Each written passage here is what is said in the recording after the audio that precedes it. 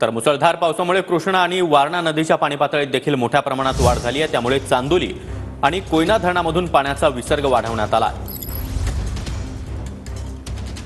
पूर हे कृष्णा आणि वारणा नदीचं संगमाचं क्षेत्र आहे। आपण पाहू शकता या ठिकाणी वारणा नदी आणि कृष्णा नदीचा संगम झालेला आहे। सतत पडत असलेल्या पावसामुळे या ठिकाणी दोन्ही नद्या दुदंडी भरून वाहत आहेत। वारणा नदीला सुद्धा आपण पाहू शकता दुदंडी भरून वाहत आहे आणि दुसऱ्या बाजूला या ठिकाणी आपण पाहू शकता कृष्णा नदी आहे, ही सुद्धा दुदंडी वाहत आहे। एकंदरीत पाहिलं तर या ठिकाणी दोन्ही नद्यांचा संगम होतोय आणि सतत पडत असलेल्या पावसामुळे आणि कोयना धरणातून होत असलेल्या विसर्गामुळे आणि चांदोली धरणातून होत असलेल्या विसर्गामुळे या ठिकाणी दोन्ही नद्याचा संगम झालेला आहे आणि पाण्याची पातळी या ठिकाणी झपाट्याने वाढत आहे।